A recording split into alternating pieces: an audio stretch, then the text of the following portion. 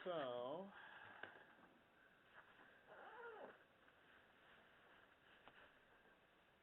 my name's Richard Gage. I'm a Deputy Labor Commissioner. What we're doing today is a informal conference as opposed to a hearing. So we're not going to be doing things like taking testimony under oath. We're not going to make any sort of final legal decision on any issue. For the conference, there's two things we're going to try and get done. I get to make a decision about whether we have an issue that we're going to look at here at the Labor Commissioner's office. If it turns out that we don't, I'll close the claim. But if we do have a question that we could potentially hold a hearing on, then we can talk about maybe not having to do that hearing, get things taken care of today. If we can do that, that's nice. But if we can't, then we're going to start the process to hold a formal hearing on another date where we will take in evidence and ultimately make a decision about the questions we've got. Let me ask you, Mr. Putnam, as far as the business goes, it's called Hair in Motion, is that correct? Yes. Is the business incorporated or an LLC? It's just me. Sole proprietor? Okay.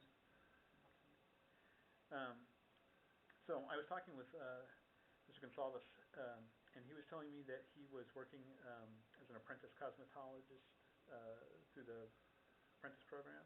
He wasn't working for me, but he was. He wanted to sign up with that apprenticeship program. Okay. And that's. I mean, we never followed through with it. It never became anything. Okay. Did he actually work in the business, cutting hair or anything like that? No way. Okay. Let me ask you about that. Did you actually work? Yeah, I did. Yeah. At his business? Yeah. Yeah, 100%. Was he there when you were working? Yeah. Okay. So I guess you would just deny that he ever performed the work he's saying he performed? What do you say he did? Said he worked at the business performing services. No. A little background on this.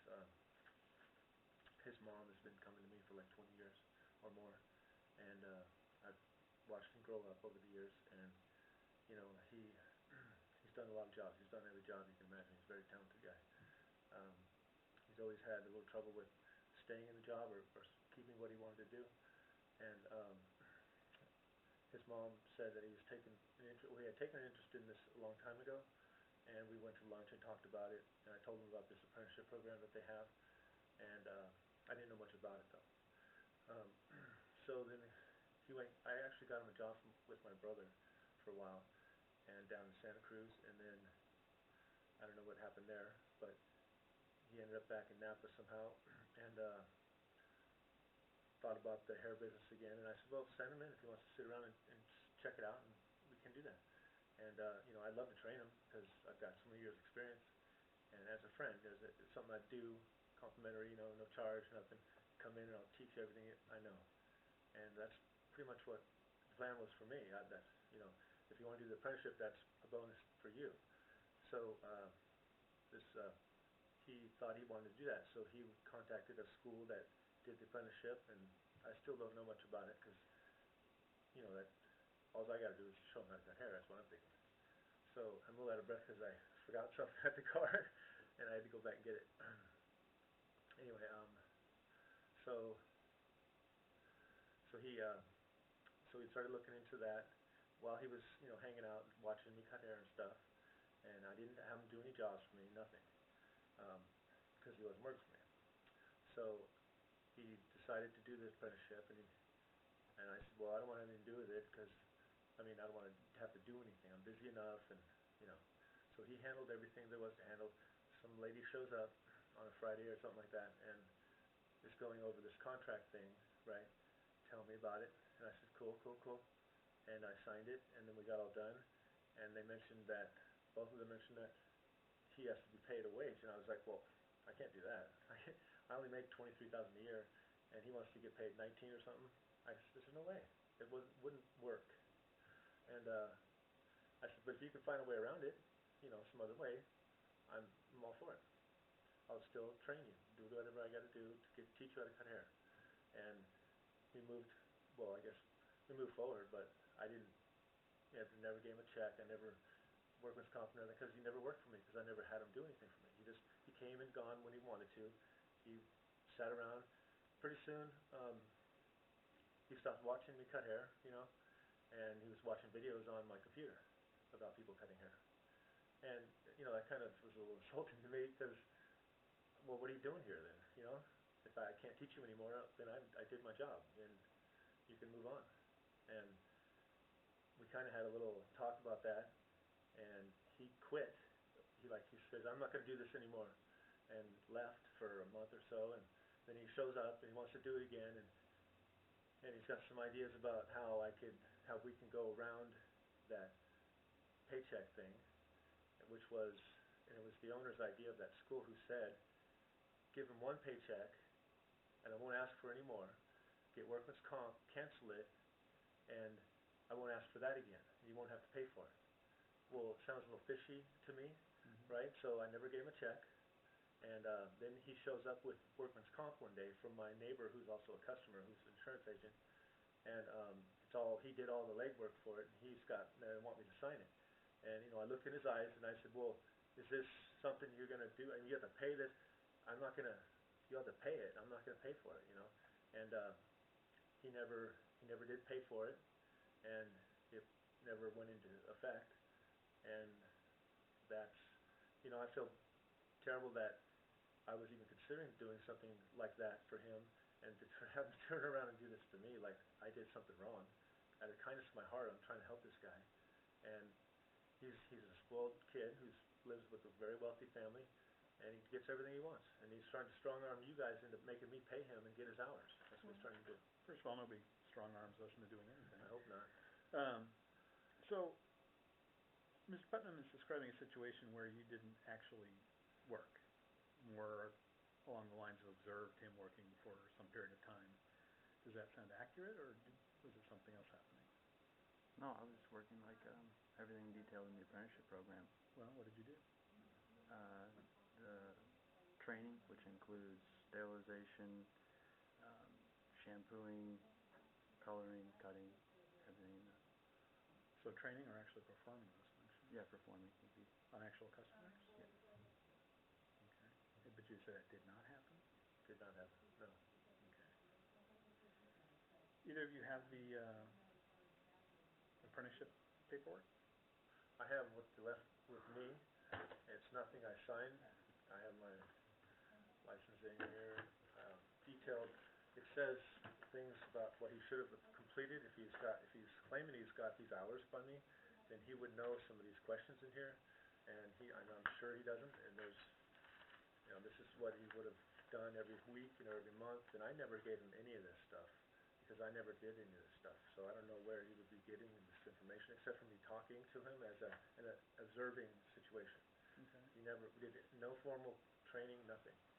And, Mr. Gonzalez is talking about apprenticing 40 hours a week for 47 weeks. Would you say he was in the shop that much time? no way. I'm not even in the shop that much. And you can't get that 1,880 hours if you do the math in the time frame that he's claiming. He didn't sit down and do the math before he filled this paperwork out. You can only get 1,600 hours in 11 months if you're there every minute of the day, and I'm certainly not. And there's no way he could have done it. Okay. I can get all the affidavits I would need from every customer I have to say he never worked there and whatnot. I just didn't know. Actually, by accident, my wife put our mail underneath on a table, and it got underneath a laundry basket for a few months before I just found out about this like 2 or 3 weeks ago. Okay. And I just couldn't believe it. I didn't really think it was real, first of all, because I was doing him a favor, and I didn't know that he was going to turn around like this and pull this. All right.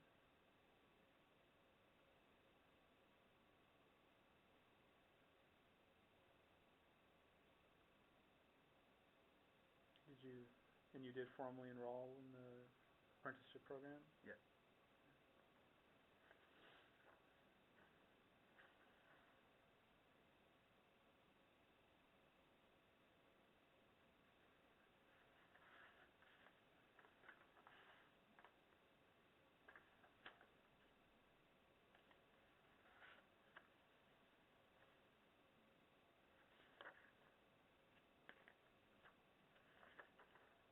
And you never signed anything, is that correct? Never. how did you enroll in the apprenticeship program without a sponsor? He signed whatever, all the paperwork leading up to getting a sponsorship. You have to have that because it's all go through the state, so they fact check. Yeah, I did sign one piece of paper, I'm not even clear on what it was, but, it was void, if you ask me, because, I told him I couldn't do it right then. Okay. So ultimately, while the apprenticeship status is kind of an interesting sideline, it's not anything we here at the Labor Commissioner's Office really care about, whether somebody was actually an apprentice or not an apprentice. What we really care about is did they work or not work, right? That's what it really boils down to. So while there may be questions about the validity of the apprenticeship program, ultimately for our purposes, none of it matters. I'm just kind of curious. I've never had to even look at an apprenticeship program. So you bring up an interesting point, Mr. Putnam, that essentially what you're telling me is that the shop is not open the number of hours in the time frame that Mr. Gonsalves was talking about, that he could even have worked. That's correct, yeah. The amount that he's claiming. And I have my appointment books here to prove that. Okay. And in fact, you would, go on further to say he didn't work on actual No, people. Okay. no way. At most, he observed you doing some stuff Yeah. that didn't actually produce any sort of product or anything like Exactly. that. And you, of course, would dispute that and say that you did work on actual people and worked 40 hours a week for 47 weeks. Okay. All right. So what we have here is a factual dispute. Welcome to my world. I deal with factual disputes all day long. And here's the most recent. So, hearings. What they do is they resolve factual disputes, right? Both sides will get a chance to present their information, and then the hearing officer will make a decision. And the decision they're really making there is whether the person that filed the claim, the plaintiff in this case, has met their burden of proof. Because that's what it boils down to. Anybody can come in, and they can file a claim for whatever they want. That guy owes me $1 trillion. Cool. File your claim. And then be ready to prove that you're owed $1 trillion. Otherwise, we're not going to do anything. Same thing with this claim, right? You're saying you're owed $16,000, $17,000. Cool. You filed your claim. Then you're going to have to convince a hearing officer that that is, in fact, the case, that you worked all those hours and didn't get paid for them.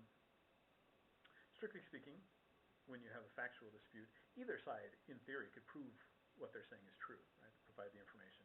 In the defendant's case, if they prove their case, good for them. They will win, they won't owe anything, and will be done. But strictly speaking, they don't have to do that to win. All they really have to do is watch the person that's filed the claim not prove their case, right? They could also not prove their case. That's a common situation. It happens not infrequently.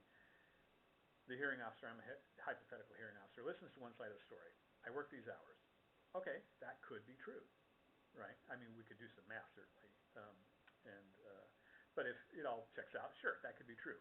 The other side says, no, everything that they just said isn't true. They didn't work all those hours. Okay, I wasn't there.